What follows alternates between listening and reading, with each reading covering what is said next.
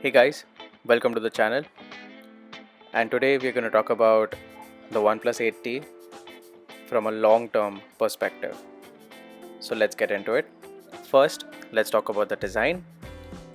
We're looking at a glass and metal sandwich, and on the top we have a microphone hole and some antenna bands. On the right side of the phone is the alert slider and the power button. The back we have the camera array. On the left side we have the volume rocker, and at the bottom we have the speaker grill, USB Type-C port and the SIM card tray. The front and back of the phone is protected with Gorilla Glass 5, and this is a corner hole punch display, which according to me is the best application of a hole punch design, but it will come down to a personal preference with respect to this. Before we deep dive into the phone, do subscribe to the channel and click the bell icon to get notified.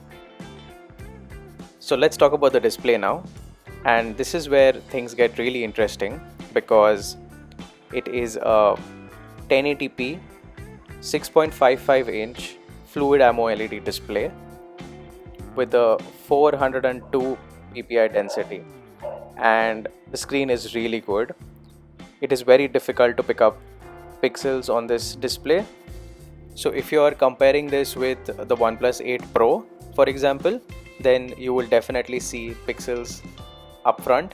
But if you are comparing it with any other Samsung flagship which supports 120 Hz, you're not going to have an issue because the Samsung cannot do 120 Hz at a Quad HD Plus resolution. So the overall display is really good. The color reproduction is to the T, and there is nothing else which I can complain about. Next, let's talk about the cameras. The cameras are pretty similar to the ones of the OnePlus 8 Pro. The only difference is that it does not have a telephoto lens. So we are looking at a 48 megapixel wide camera, a 16 megapixel ultra wide camera, a 5 megapixel macro, and a 2 megapixel depth camera. It can shoot up to 4K 60, and on the front it has a 16 megapixel wide, which can do a 1080p at 30 fps video. Overall, the cameras are really good according to me. They are up there with the OnePlus 8 Pro, and it has got the same UI and all the features which the OnePlus 8 Pro has. So I have got no complaints there. Next, let's talk about the performance.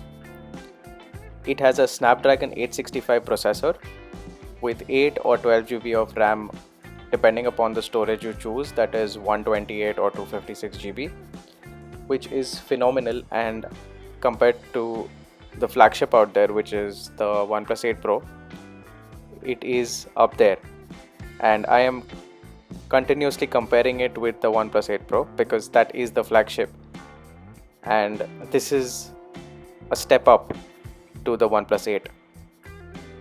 Next, let's look at the speakers and let's see whether they are loud enough, and I'm going to keep quiet so that you can hear the video. Welcome to my channel. So today I'm going to talk about the OnePlus 8 Pro versus the Note 20 Ultra 5G. First, let's talk about the design. The OnePlus 8 Pro is a glass and metal sandwich with that ridge on the top, which looks really cool. I really love the... So those are the speakers, and they're pretty loud. It is a dual speaker setup, which is the best thing for an entertainment purpose as well as a gaming purpose. So that gets us to the last part of the video, which is the battery. The battery life is pretty good.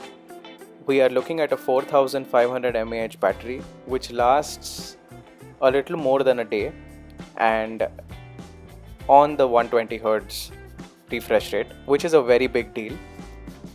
Apart from that, the best part about this phone is that it carries a 65 watt fast charging, and OnePlus claims that it charges from 0 to 100 in 39 minutes, and it pretty much gets topped up in that much time. So the battery life is not going to be a problem. That gets us to the end of the video. Do let me know in the comment section what you think about this phone.